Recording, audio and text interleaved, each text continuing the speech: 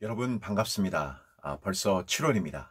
이제 2020년의 절반을 지나섰는데 다시 새로운 마음과 각오로 남은 6개월도 믿음의 순례길을 힘차게 걸어가 봅시다. 우리가 지난 시간에는 창조와 타락이라는 주제로 창세기 1장부터 3장까지의 말씀을 살펴보았죠. 우리가 보고 있는 책 성경은 드라마다의 1막과 2막의 내용이었습니다. 이제 우리는 3막으로 들어서게 됩니다. 3막은 창세기 4장에서부터 구약 성경이 끝나는 지점까지를 보여주고 있습니다. 앞으로 총 4번에 걸쳐서 3막을 보게 될 텐데 본격적인 시작에 앞서 처음 시간에 설명드렸던 3막의 특징을 기억하고 보면 좋을 것 같아요. 3막은 2막에서 시작된 갈등이 고조되어가는 흐름으로 연결이 됩니다.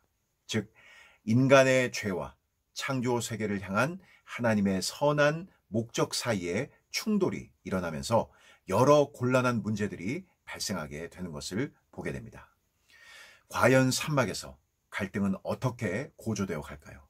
그리고 이 드라마의 주인공이신 하나님은 어떠한 반응과 행동을 취하게 되실까요? 우리 모두가 최대한 낯설게 이 성경의 이야기로 들어가 보겠습니다. 이번 시간은 3막의 첫 시간으로 창세기에 대한 내용을 보겠습니다. 지난 시간에 보았던 창세기 3장은 아담과 하와가 에덴 동산에서 쫓겨나 그 문이 닫히는 것으로 끝이 납니다. 하지만 그들이 죄를 짓고 에덴 동산에서 쫓겨났다는 것을 모든 것이 끝났다는 의미로 받아들여서는 안 됩니다. 창세기 5장 1절 말씀을 보게 되면 아담의 계보를 설명하면서 하나님의 모양대로 지으셨다라는 말을 창세기 1장에서와 같이 사용하고 있습니다. 이 말은 그들이 죄를 지었지만 여전히 하나님의 형상을 입은 사람이라는 의미를 담고 있습니다. 그러나 반역의 결과만은 떠안고 가야 한다는 것이죠. 마치 이런 겁니다. 중고등학교 시절에 학교에서 문제아였던 학생이 있다고 칩시다. 늘 말썽을 일으키고 싸움을 했는데 어느 날 어떤 학생을 발로 때리다가 폭행을 가하다가 그만 자신의 발목에 치명적인 부상을 입게 됩니다. 다행히 폭행당한 학생과도 문제가 원만하게 해결이 되고 이 학생도 말 그대로 개과천선해서 새 사람이 되었지만 그렇다고 발목에 입은 부상이 없어지는 것은 아닙니다. 평생 불편한 다리로 살아가야 하는 그러한 아픔이 있게 되는 것이죠. 인류의 첫 조상이 범한 죄로 하나님의 형상이 완전히 사라진 것은 아니지만 그 죄가 인간됨에 깊은 영향을 미치게 했고 끔찍한 변화들이 이제 나타나게 됩니다. 그 끔찍한 변화는 오랜 시간이 흐른 뒤에 서서히 나타난 것이 아니라 즉각적으로 나타나게 됩니다. 바로 하나님이 사귐과 기쁨의 근원을 이루시도록 만드신 가정 안에서, 그것도 최초의 형제였던 가인과 아벨 사이에서 벌어지게 됩니다. 형 가인은 동생인 아벨에 대해 시기와 질투 그리고 분노의 감정을 가지고 있었습니다. 그 악한 마음이 하나님께 제사 드리는 시점에서 정점에 이르게 되고 골물대로 골마있던 분노가 동생을 살해하는 상상할 수 없는 일을 저지르고 맙니다. 하지만 이 사건에 대해 하나님이 취하신 행동은 무엇이었나요? 가인에 대한 즉각적인 처벌이 아니라 그의 삶을 그대로 살아가게 하십니다. 결혼을 하고 자녀를 낳아 그 자녀의 이름을 에녹이라고 부릅니다. 또한 에녹의 이름을 딴 도시도 세우는 것을 보게 됩니다. 그러나 가인을 통해 우리가 발견할 수 있는 사실 하나가 있다면 이제 죄에 빠진 인간들은 그의 삶의 방향을 잘못 잡을 끔찍한 가능성을 지닌 존재라는 것이 분명히 드러나게 된 것입니다. 하나님이 창조하시고 인간에게 허락하신 모든 선물들이 오히려 고통과 복수의 씨앗이 될 수 있다는 것이죠. 바로 문화에서 그렇게 나타나게 됩니다. 보통 창세기 1장 26절부터 28절까지의 말씀을 문화 명령이라고 부릅니다. 하나님께서 창조하신 선한 세계에 대해 청지기로서의 인간의 역할이 여기에 담겨져 있죠. 여기에는 창조 세계 안에 숨겨진 잠재력을 개발하는 것까지를 포함합니다. 하나님께서 인간에게 주신 이 과제를 잘 수행하게 될 때 마치 여러 악기들이 조화롭게 연주되어 위대하고 아름다운 교향곡이 완성되어 가듯이 하나님의 영광이 점점 더 선포될 것입니다. 하나님은 본래 모든 문화의 영역에서 선하신 하나님의 뜻이 드러나도록 우리 인간에게 모든 것들을 맡겨놓으셨습니다. 그런데 죄가 그 방향을 완전히 틀어놓고 말게 됩니다. 창세기 4장을 보게 되면 여러 문화적 활동이 드러납니다.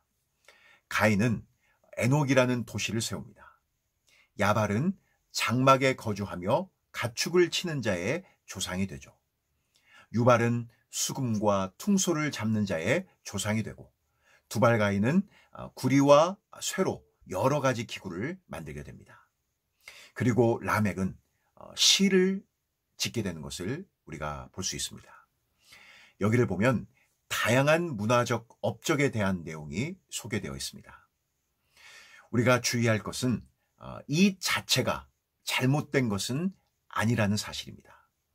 하나님께서 처음부터 창조 세계에 두신 잠재력을 발전시켜서 성취한 것들임을 부인하면 안 된다는 것이죠.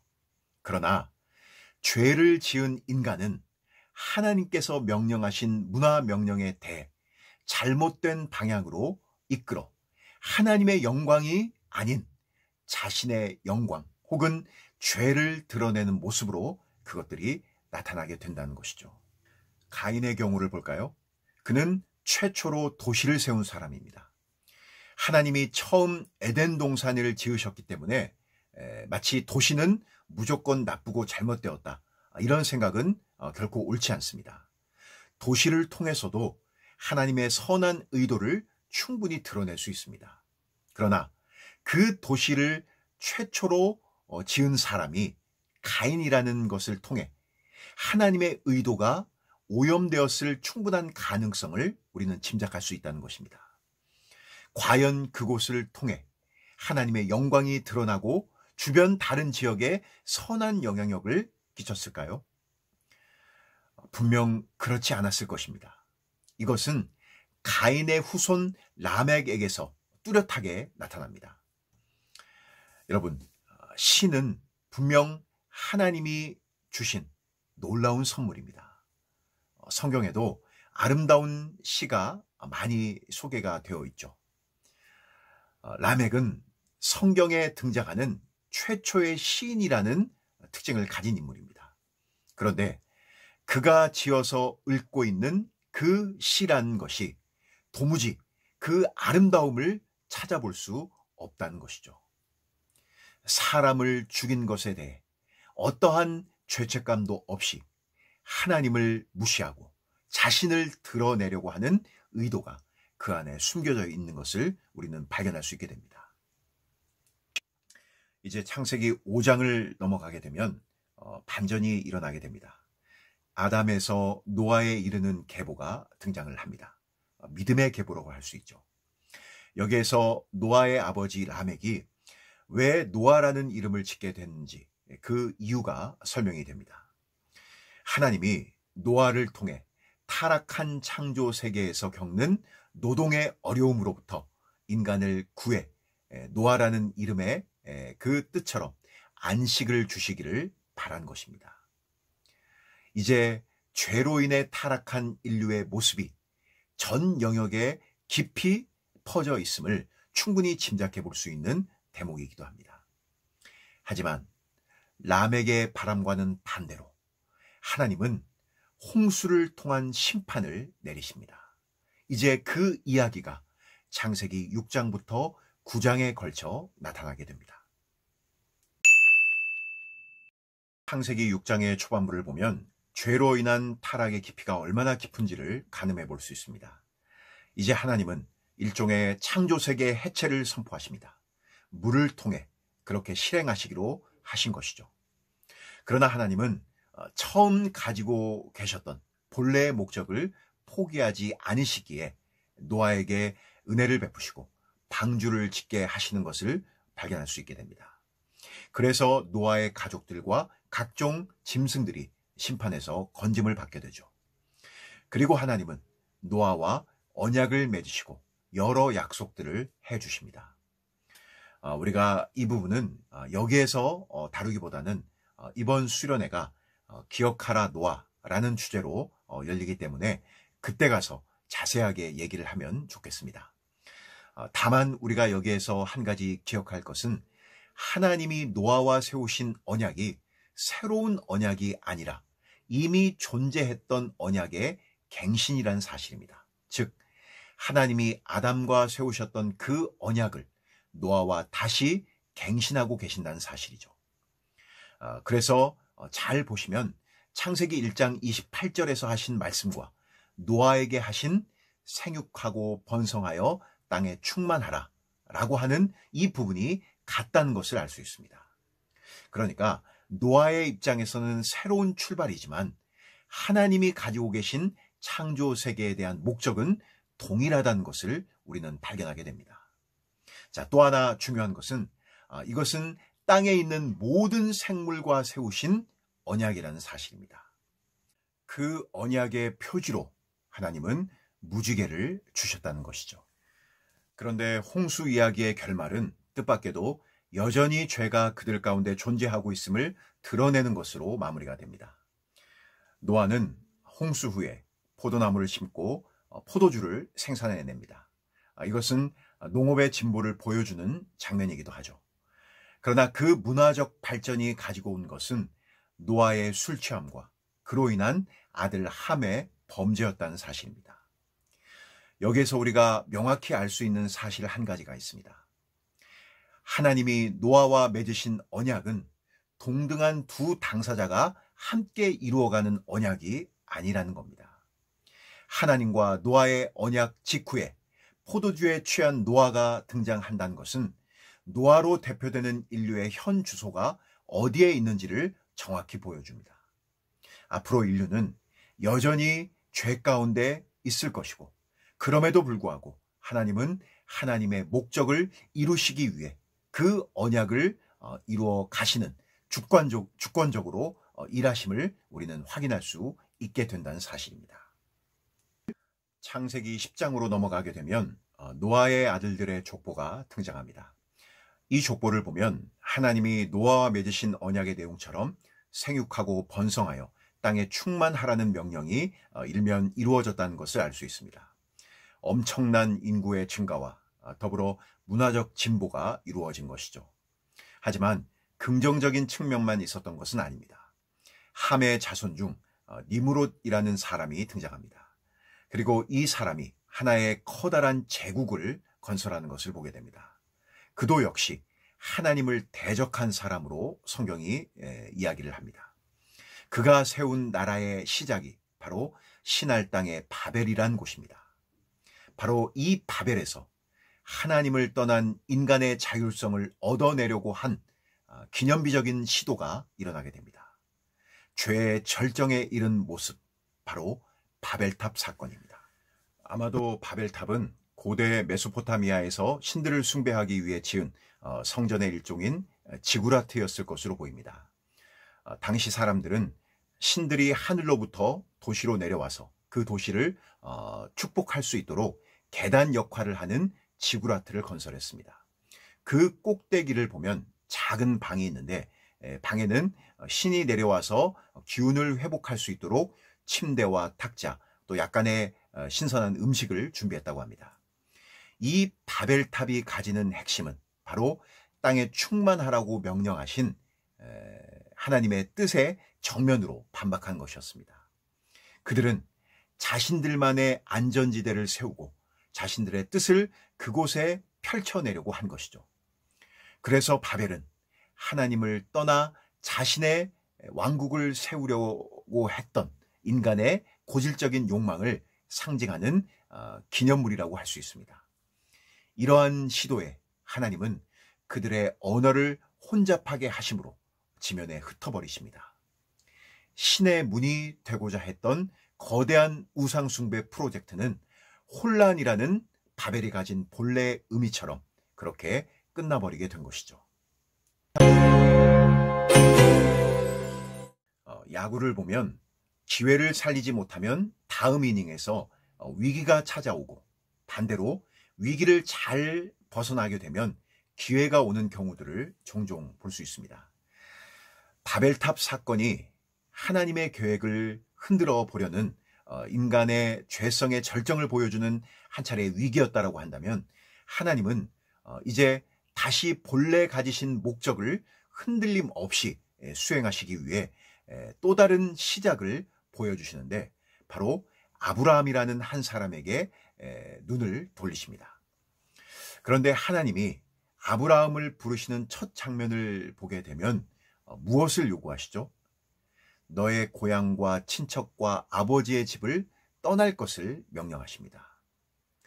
오늘날에도 이민을 떠난다는 것은 결코 쉬운 일이 아닌데, 당시에 자신의 삶의 터전, 조상 대대로 일구어 왔던 그 터전을 떠난다는 것은 목숨을 걸어야 하는 문제였습니다.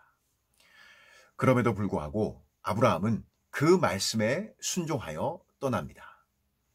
여기에는 바벨탑을 건축해 자신들의 정체성을 지키려 했던 그 무리들과 대조적으로 자신의 정체성을 포기하라는 하나님의 요구가 담겨져 있는 것이죠. 그런데 놀라운 사실은 무엇이었을까요? 창세기 12장 1절부터 3절 말씀을 통해 하나님이 아브라함에게 하신 약속들을 보게 되면, 바벨탑을 세우려 했던 그 사람들이 자신들의 힘으로 취하려 했던 명성과 안전과 후손에 대한 복을 아브라함에게는 값없이 선물로 주시겠다라고 하신 것입니다. 하나님은 이제 아브라함을 통해 이스라엘이라는 한 민족을 만들어내실 것입니다. 그 민족은 바로 하나님 자신의 민족이 될 것이며, 다른 모든 민족에게 복을 가져다 주게 될 것입니다. 뿐만 아니라 12장의 처음 세 구절에서 흥미로운 사실 한 가지를 발견하게 됩니다. 여기에는 축복, 복이라는 단어가 총 5번 등장을 합니다. 하나님께서 창조 세계에 의도하신 그분의 뜻을 온전히 이루어 가도록 필요한 모든 것들을 공급해 주시겠다라는 그러한 의도가 축복이라는 단어 속에 드러난 것입니다. 축복의 반대는 저주죠. 그 하나님의 목적에 반할 때에 이르는 심판이 곧 저주인데, 공교롭게도 창세기 1장부터 11장까지 저주라는 단어가 정확히 5번 쓰임으로써 대조를 이루는 것은 결코 우연이 아니라는 것입니다. 이것은 지금까지 하나님께서 창조 세계에 대한 심판의 결과를 역전시키기 위해 아브라함을 통해 일하시겠다라는 일종의 선포라고 할 수 있는 것입니다. 땅의 모든 족속이 복을 얻을 것이다 라는 이 12장 3절의 구절은 하나님이 아브라함을 선택하신 궁극적인 결과가 어떠할지를 보이신 것입니다. 하나님은 죄로 인해 더럽혀진 이 창조 세계 전체를 회복하실 것을 약속하고 계신 것이죠. 우리는 하나님이 이루실 구속의 범위를 너무 제한적으로 좁게 바라보는 경향들이 있습니다. 하지만 성경의 이야기는 그렇지 않다고 반복해서 우리에게 말씀해주고 있습니다. 하나님이 지으신 창조 세계를 회복시키는 하나님의 강한 의지와 목적이 바로 이 3절의 마지막 말씀 속에 담겨져 있음을 우리는 보아야 합니다. 하나님이 노아와 언약을 맺으셨다면 아브라함과도 역시 언약을 맺으십니다. 창세기 15장과 17장은 그 언약을 묘사해주고 있는 장들입니다. 15장에서 아브라함은 하나님이 주실 상에 대한 약속에 대해 어떻게 그런 일이 일어날지를 하나님에게 묻습니다. 그도 그럴 것이 그에게는 자녀가 없었기 때문이죠. 그러자 하나님은 장차 그의 자손들이 하늘의 별과 같이 많아질 것을 약속하시고 이 땅을 소유로 주시겠다라고 하십니다. 이에 아브라함은 그 약속을 무엇으로 알 수 있는지 의문을 제기합니다. 그에 대해 하나님은 아브라함에게 언약 의식을 행하십니다. 세 가지 동물을 잡아 반으로 쪼개서 그 사이로 통로를 만들어 하나님께서 직접 연기가 나는 타는 횃불의 형상으로 나타나셔서 그 동물 사이로 지나가십니다. 이 의식은 당시 고대 근동에서 행해지던 일종의 언약의 방식이었습니다. 그러니까 약속을 지키지 않게 되면 그 당사자가 이 동물들처럼 갈기갈기 찢겨질 것에 대한 일종의 언약이었다는 것이죠. 주목할 것은 하나님만이 그 사이로 지나가시고 아브라함은 지나가지 않는다는 점입니다. 즉 하나님이 주권적으로 언약을 이루실 것에 대한 하나의 표지였던 것이죠. 17장은 99세가 되어서도 아직 아이가 없는 아브라함에게 하나님이 다시 나타나십니다. 하나님은 다시금 아브라함에게 언약의 확증을 해주시면서 아브라함에게 속한 모든 남자에게 할례를 행하게 하시고 그것을 징표로 받으라고 하십니다. 할례 역시 당시 고대 근동에 있는 대부분의 나라에서 행해졌던 의식입니다. 그런데 하나님은 이 할례를 통해 아브라함과 그의 후손들과 맺으시는 언약의 표지로 삼으신 것이죠. 몸에 새긴 그 언약이 살아있는 동안 계속 지속되었던 것처럼 하나님과 아브라함으로부터 나올 이스라엘과의 관계 역시 영원할 것을 이렇게 보이셨던 것입니다. 우리는 여기에서 하나님이 아브라함과 인격적인 관계로 언약을 맺으신다는 사실을 주목해야 합니다. 15장은 적어도 하나님과 아브라함이 대화를 나누는 성경의 첫 장면입니다. 하나님과 아브라함은 결코 동등한 관계가 아니죠. 만물을 창조하신 영원하신 왕과 그에게 창조된 피조물의 관계입니다.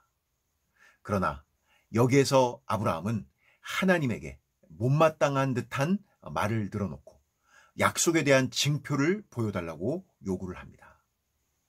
그리고 하나님은 그의 요구를 들으시고 말씀해 주신다는 것이죠. 바로 인격적인 관계인 것입니다. 하나님은 단순히 일방적으로 언약을 맺고 끝내버리는 차원이 아니라 아브라함과 친밀한 관계를 이루심으로 그 속에서 언약을 이루어 가신다는 사실입니다. 즉 아브라함과 그의 후손들이 하나님과 교제하며 그분을 의지할 때 하나님은 모든 언약을 성실하게 이루어 가실 것입니다. 바벨탑을 세우려던 사람들이 자신의 힘으로 유명해지려던 그들의 이름을 내려고 했던 그 욕망을 하나님은 하나님과 인격적인 관계를 맺는 그의 백성들의 이름을 널리 알려 복의 통로가 되게 하시겠다라고 우리에게 약속하신 것이죠. 아브라함 이후의 창세기는 이삭과 그의 두 아들 에서와 야곱, 그리고 야곱으로부터 나온 12아들에 대한 이야기가 소개됩니다. 이 12아들을 통해 이스라엘 민족의 12지파가 형성이 되죠. 우리는 이 이야기에서 세 가지를 주목해서 보겠습니다. 첫째, 하나님이 아브라함에게 주신 약속이 그의 아들과 손자에게 재확인된다는 점입니다. 그래서 하나님은 자신을 소개하실 때 아브라함의 하나님, 이삭의 하나님, 야곱의 하나님이라고 말씀하시죠. 기근을 피해 애굽 땅으로 내려가려던 이삭에게 하나님은 직접 나타나셔서 가나안 땅에 머물라고 하십니다. 이것은 아브라함에게 하신 언약의 반복이자 확증인 것이죠. 또한 야곱이 형 에서를 속여 하란 땅으로 도망갈 때에 베델에 나타나셔서 땅의 모든 족속이 너와 내 자손으로 말미암아 복을 얻을 것이다, 복을 받을 것이다 라고 재확인해 주시는 것을 보게 됩니다. 자, 둘째로 야곱과 요셉의 이야기의 특징은 가족 안에 깨어진 관계라는 주제의 반복입니다. 쌍둥이였던 야곱과 에서는 야곱이 형과 아버지를 속이는 사건으로 인해 불화가 생겨 야곱이 외삼촌의 집으로 도망치듯 떠나게 됩니다. 또한 요셉은 형들을 고자질하고 하지 않아도 될 꿈 이야기를 꺼내 형들로부터 반감과 미움을 사게 되죠. 결국 형들에 의해 노예로 팔려가게 됩니다. 이것은 아담과 하와의 죄로 인해 시작된 관계의 깨어짐이 하나님이 택하신 백성 안에서도 반복적으로 드러나고 있는 모습이기도 합니다. 그러나 요셉 이야기의 결말을 통해서 우리가 알 수 있듯이 하나님은 그분 안에서 깨어진 관계의 화해와 성숙을 이루어 가시는, 회복하시는 것을 보게 됩니다. 세상에 복을 전하는 통로가 되기 이전에 그들 안에 온전한 관계의 회복을 하나님은 이루어 가신다는 것이죠. 그리고 마지막으로 하나님의 백성을 향한 계획에 장애물이 나타나게 될 때 그들을 섭리적으로 돌보시는 하나님을 우리가 발견할 수 있습니다. 하나님은 이삭과 야곱과 요셉의 이야기 중에 자신을 엘샤다이로 소개하십니다. 곧 전능하신 하나님입니다. 하나님은 아브라함에게 하신 그 언약을 신실하게 이루시기 위해 때로 인간의 연약함으로 위험에 빠질 순간에 그들을 건져내시는 것을 우리가 볼 수 있다는 것이죠. 특별히 요셉은 그 하나님에 대해서 창세기 45장 7절에서 이렇게 고백을 합니다. 하나님이 큰 구원으로 당신들의 생명을 보존하고 당신들의 후손을 세상에 두시려고 이렇게 밝히고 있습니다. 형들의 악을 선으로 바꾸심으로 많은 백성의 생명을 구원하시는 하나님, 그분이 바로 전능하신 하나님이신 것이죠. 오늘 강의를 들으시면서 여러분은 어떤 생각을 가장 많이 하셨나요? 저는 하나님이 어떠한 분이신지에 대해서 강의를 준비하고 진행하면서 다시 생각해 볼 수 있는 기회가 되었습니다. 여러분에게 하나님은 어떠한 분이십니까? 가인에게, 그리고 노아에게, 아브라함과 이삭과 야곱과 요셉에게 하나님은 어떠한 분이시라고 성경은 말씀하고 있습니까? 내일은 맥추감사절입니다. 지난 6개월 동안 여러분에게 하나님은 어떠한 분이셨습니까? 그리고 이 어려운 시기에 내가 붙들 하나님은 과연 어떠한 분이라고 성경이 증언해주고 있나요? 새로운 한 주를 맞이하면서 나에게 하나님은 어떠한 분이신지를 깊이 묵상할 수 있기를 바랍니다. 오늘 강의는 여기까지입니다. 저는 다음 시간에 여러분들과 변함없이 토요일 7시에 만나겠습니다. 그럼 한 주간도 주 안에서 승리하기 바랍니다. 감사합니다.